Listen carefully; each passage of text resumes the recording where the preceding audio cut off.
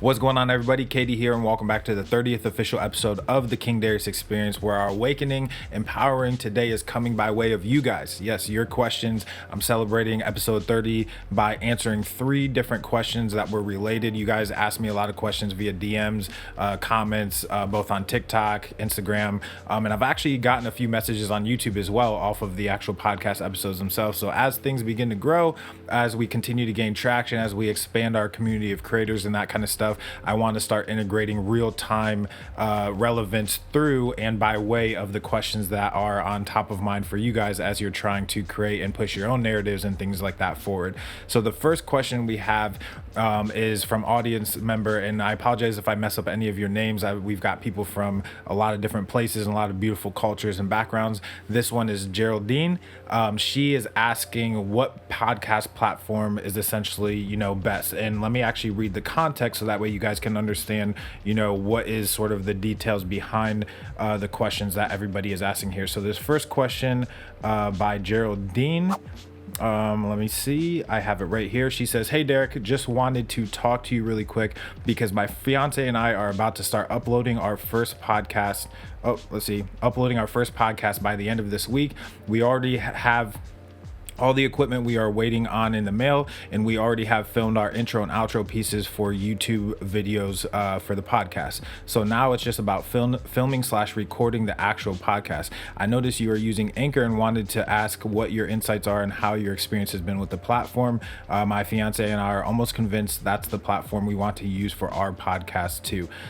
So I use Anchor, and I've used a lot of things in the past to distribute, like as the actual distributor, and sometimes as the actual publisher as well. A lot of you know one of my best friends outside of work and profession, but also a industry and professional associate as well. But one of my best friends, Dash, aka Swolenormous, he uses Podbean, and he's 1,500 plus episodes into his podcast. And it works beautifully for him, right? And then there's other people that use more native podcast publishing by publishing through their own websites, and then they have show notes and they have transcriptions, and then they use podcast players as widgets, sort of like the one that Pat Flynn owns, where you can actually upload your content and then display it in a very visual, pleasing way. So the UX UI, the user experience and integration, actually looks good and is enjoyable to consume. So, but the reasoning behind why I chose Anchor specifically, even though there's a ton of different marketplaces and distributors and widgets and tools that you can use for audio content and podcasting specifically, is because Anchor was recently bought by Spotify. And if there's anything that I know about behavior, one of the reasons behavior over words is such a huge principle, because it goes beyond individualism, right? So behaviorally, Spotify has stayed at the top of their market.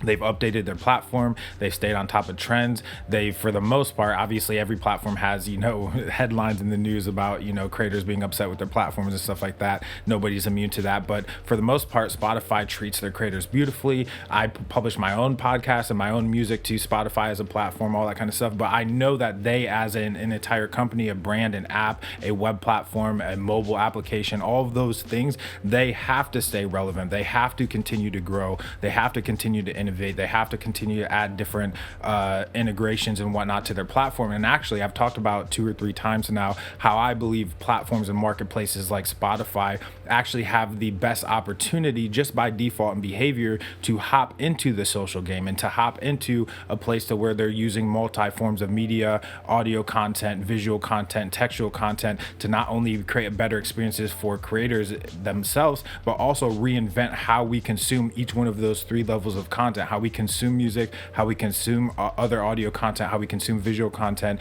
and then also textual content as well, because obviously every form of media has textual content behind it. So because they took Anchor into their ecosystem, right, spending valuable time, money, resources, dollars, etc., to make sure that that's integrated in a part of their platform, I'm already seeing updates. I'm already seeing new features coming out. I'm already seeing them shaving the fat off and adjusting and adding new things. So for me, all of the little, frills and just randomness, for example, like watermarks and, time limits and cost and price and all these different attributes, or they call them features and benefits, right? But all these different attributes that people consider when they are choosing platforms to create content and distribute content on, a lot of times those are just what they are, right? They are just features, or they're just benefits, they're just features of that platform. But I'm looking for the benefits of a platform. We have an episode about the difference between features and benefits. Features, as long as you have a product, service, or attention in general, you have features to what you're doing.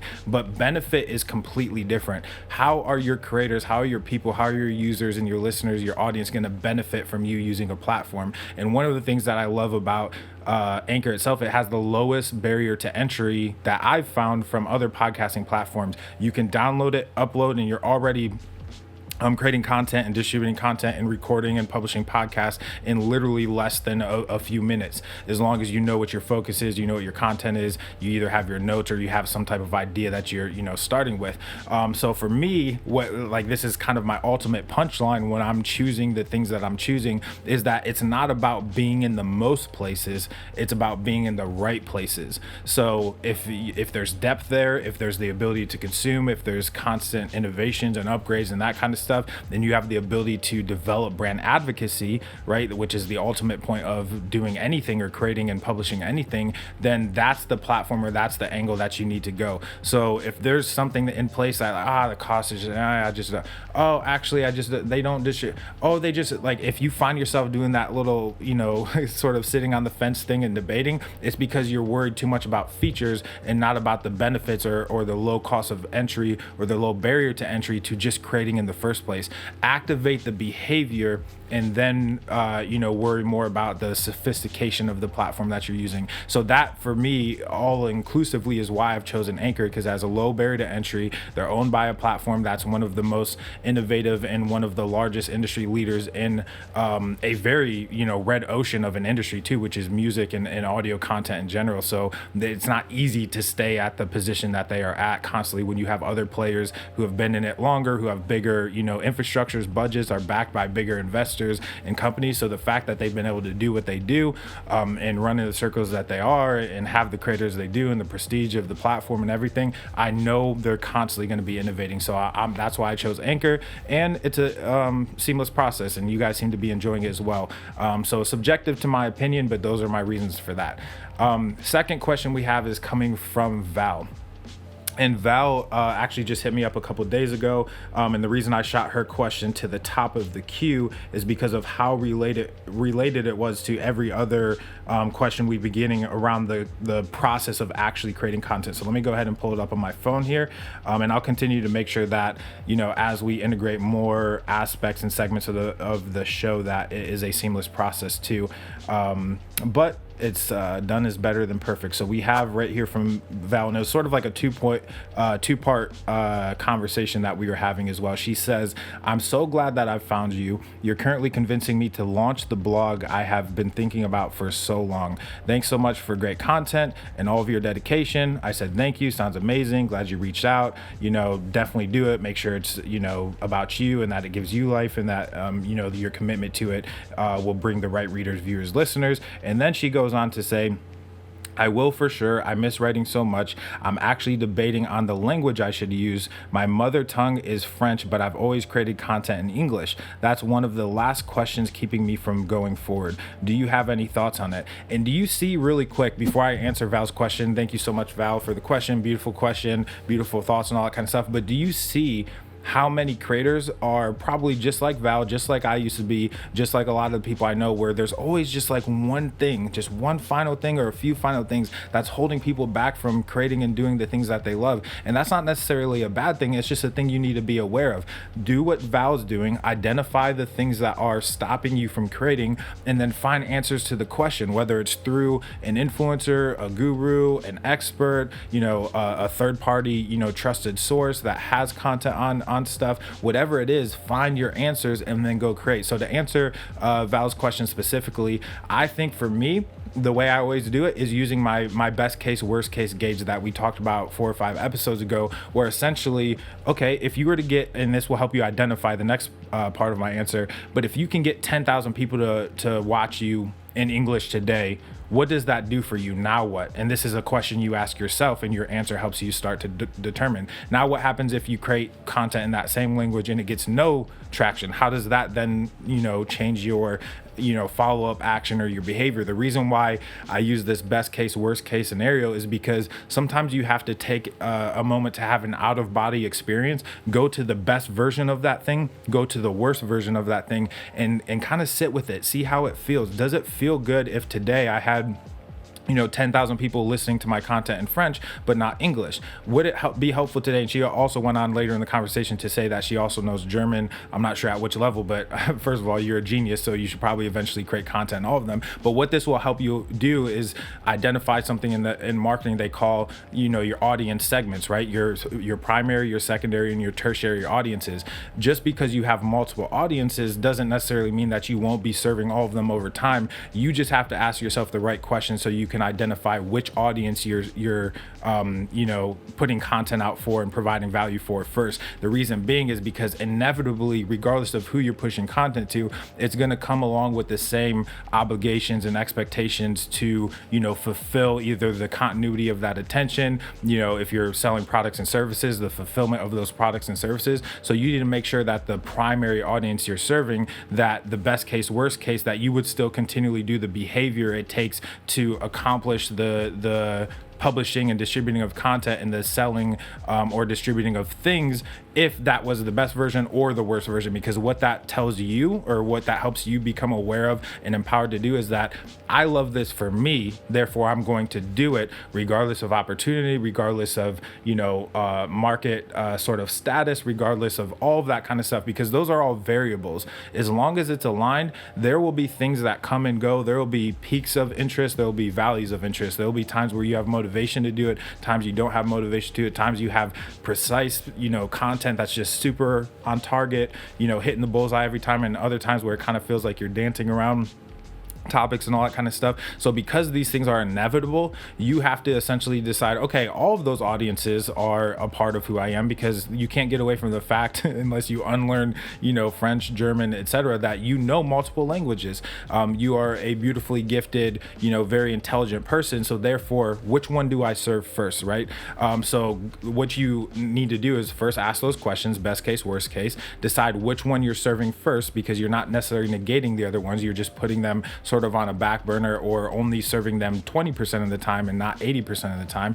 And then for your primary audience, just create a go-to-market strategy. And a go-to-market strategy is just essentially how are you serving them, how are you getting their attention, how are you pushing them further down into your funnel and taking them from initial brand contact to whatever call to action you want them. And a lot of times that call to action ends up being a purchase or a customer or the selling of a product or a service.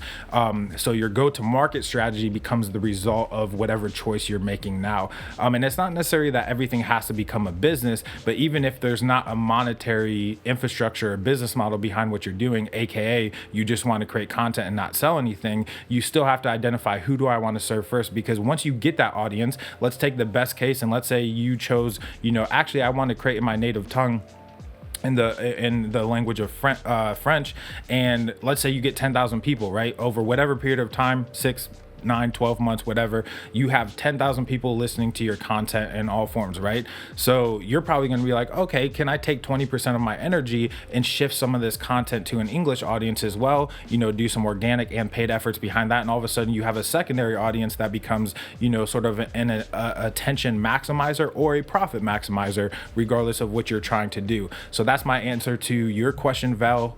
Beautiful question. And the reason why I took it beyond just languages is because essentially what you're asking on a deeper level is, how do I position myself? How do I position my skill? How do I position my passion, my talent, my expertise, my experience, and the things that I actually care about? And content positioning and brand positioning is one of the things that we do, not only, through the presentation of the King Darius experience and related content, but also as a company as a whole, as we awaken and empower entrepreneurs. One of our core focuses with Sacred Media House is to specifically help people with brand positioning.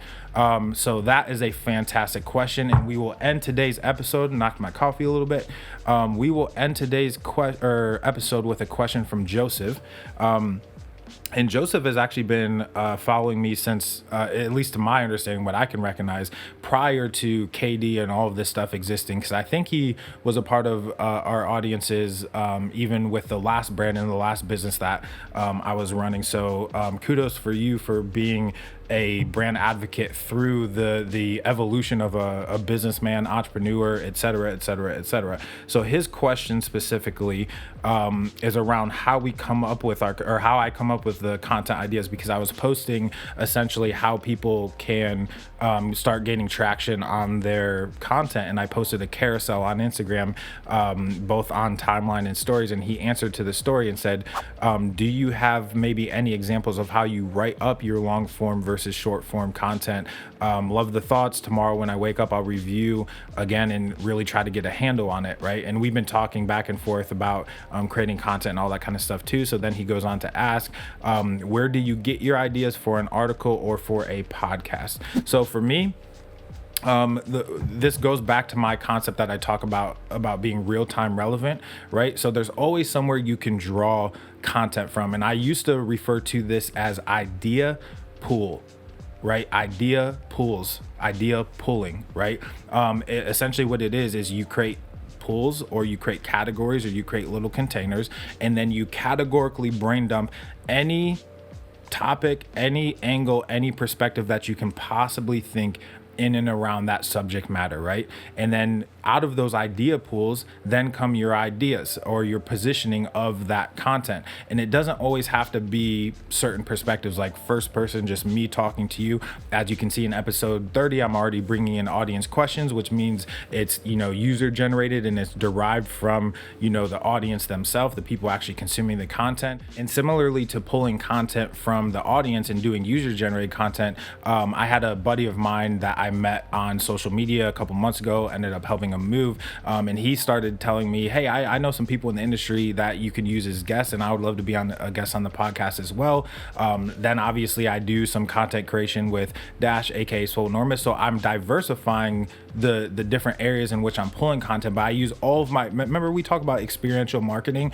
Experiential marketing, the reason why I sort of coined that term is because you're essentially taking your experiences and turning them into further content, which provides experiences for others. So if you're having conversations, if you're having email correspondence, if you're having phone conversations, if you're having dialogue, if you're actually having interactions with people, you're having in-person experiences, all of those moments, those questions, those in-betweens, those underlayer things, those are all content opportunities. How you present them in regards to type of content or form of content, and then the platforms they go onto, that's a lot less important than the derivative of where the content's coming from in the first place. So regardless of it, if it's an article, if it's a podcast, or any type of content that it is, I'm just making sure that the source in which it's coming from is actually a relevant source, right? Did I have a valuable conversation with somebody that in my head, if I just turn that into some form type of content, and regardless of channel, that would be valuable to somebody else?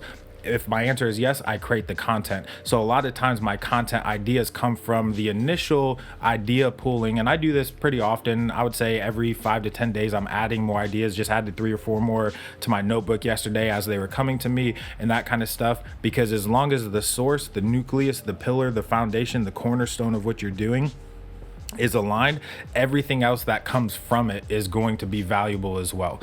So hopefully these 3 questions were extremely valuable to you guys, and they should be, because they're coming directly from you guys, and they're all themed around how you essentially create content, distribute it, and position it correctly so you can gain traction on your content and the things that you believe are valuable to you and valuable to the people you're trying to reach. Thank you guys so much already for rocking with me for 30 episodes. Like I said, we're going to continue to enhance the experience, continue to involve you guys, eventually bring in guests and that kind of stuff. But thank you so much. Tomorrow we will be awakening, empowering through episode 31. Until then, I will see you in the next episode of the King Darius Experience. Peace. Hey, we stay woke, but y'all sleep. Real mode, but